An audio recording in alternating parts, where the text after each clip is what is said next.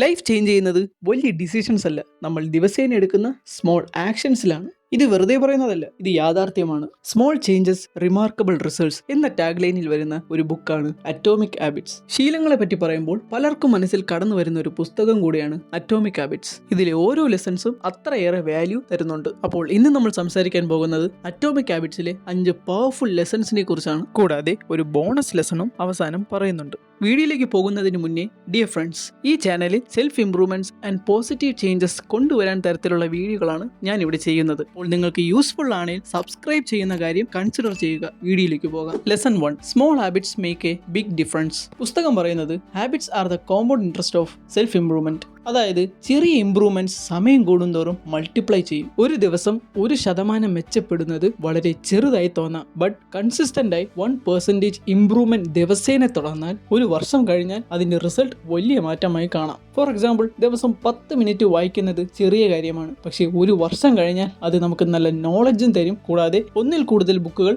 വായിച്ചിട്ടുണ്ടാവും. Consistency is the power. വലിയ steps എടുക്കുന്നതിനേക്കാളും small steps എടുക്കുന്നതാണ് better.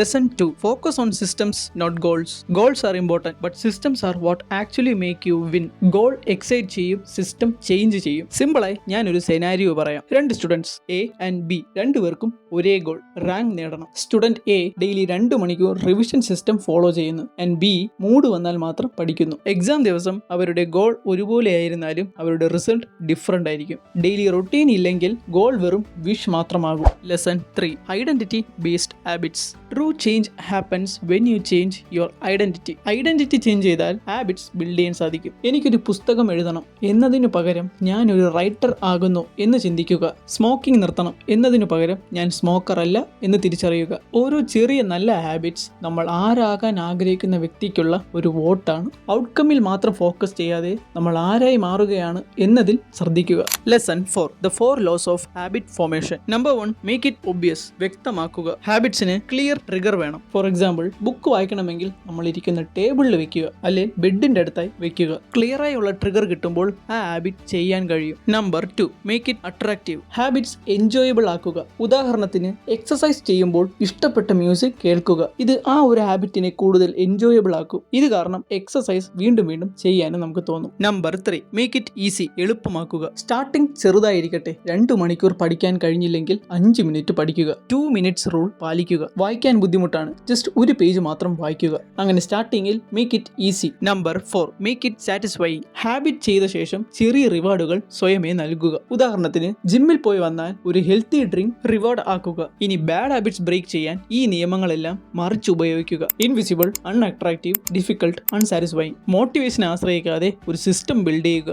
Lesson 5, environment is stronger than motivation. Motivation is temporary, പക്ഷേ environment സ്ഥിരമായി നമ്മളെ സ്വാധീനിക്കും. ടേബിളിൽ ജങ്ക് ഫുഡ് ഉണ്ടെങ്കിൽ നമ്മൾ അത് കഴിക്കും. അതേ സ്ഥാനത്ത് ടേബിളിൽ ഫ്രൂട്ട് ആണെങ്കിൽ അതും നമ്മൾ കഴിക്കും. മൊബൈൽ എളുപ്പത്തിൽ കിട്ടുന്നിടത്താണുള്ളതെങ്കിൽ അത് നമ്മൾ ഉപയോഗിക്കാനുള്ള സാധ്യത കൂടുതലാണ്. എൻവയോൺമെന്റ് നമ്മൾ ഡിസൈൻ ചെയ്യുക. പോസിറ്റീവ് എൻവയോൺമെന്റ് ക്രിയേറ്റ് ചെയ്യുക. അവസാനമായി bonus lesson, plateau of latent potential. പലർക്കുമുള്ള ഒരു കോമൺ പ്രശ്നമുണ്ട്. ഞാൻ വർക്ക് ചെയ്യുന്നു, പക്ഷെ റിസൾട്ട് കാണുന്നില്ല. ഇതിനെ പറയുന്നതാണ് പ്ലാറ്റോ ഓഫ് ലേറ്റന്റ് പൊട്ടൻഷ്യൽ. നിങ്ങൾ എഫേർട്ട് ഇടുന്നു, ഡെയിലി ഹാബിറ്റ് ഫോളോ ചെയ്യുന്നു, പക്ഷേ വിസിബിൾ റിസൾട്ട് ഒന്നും കാണുന്നില്ല. അതുകൊണ്ട് നിങ്ങൾ കരുതുന്നു ഇത് വർക്കാകില്ല. പക്ഷെ സത്യത്തിൽ പ്രോഗ്രസ് നടക്കുകയാണ്, പക്ഷെ അത് പുറമേ കാണുന്നില്ല. ഞാനൊരു എക്സാമ്പിൾ പറയാം. റൂം ടെമ്പറേച്ചറിൽ -5 ഡിഗ്രി സെൽഷ്യസിൽ ഐസ് ക്യൂബ്സ് ഉണ്ട്. അത് -4 ഡിഗ്രി സെൽഷ്യസിലാകുമ്പോൾ യാതൊരു മാറ്റവും ഇല്ല. -3 ഡിഗ്രിയിലായാലും മാറ്റങ്ങളൊന്നും കാണില്ല. -2 ഡിഗ്രിയിലും -1 ഡിഗ്രിയിലായാൽ പോലും മാറ്റമില്ല. 0 ഡിഗ്രി സെൽഷ്യസിലാകുമ്പോൾ സഡൻലി മെൽറ്റിംഗ് സ്റ്റാർട്ട് ചെയ്യും. നമ്മൾ കരുതുന്നത് മെൽറ്റിംഗ് സ്റ്റാർട്ട് ആകുന്നത് 0 ഡിഗ്രി സെൽഷ്യസിലാണെന്ന്. But the truth is -5 degree celsius മുതൽ തന്നെ ചേഞ്ച് സ്റ്റാർട്ട് ആകാൻ തുടങ്ങി. റിസൾട്ട് സഡൻലി കാണുന്ന പോലെ തോന്നും, പക്ഷെ അത് ലോങ് ടൈം എഫേർട്ടിന്റെ റിസൾട്ട് ആണ്. പലരും ജിമ്മിൽ പോയി 3 മാസം കഴിയുമ്പോൾ ബോഡി ചേഞ്ച് ഒന്നും ഇല്ലെന്ന് കരുതി ക്വിറ്റ് ചെയ്യും. എന്നാൽ അത് 1 ഇയർ തുടർന്നെങ്കിൽ വിസിബിൾ ട്രാൻസ്ഫോർമേഷൻ കണ്ടേനെ. Most people quit in the valley of disappointment. കൺസിസ്റ്റൻസിയുടെ റിവാർഡ് ലേറ്റ് ആയി വരും, ബട്ട് വെൻ ഇറ്റ് കംസ്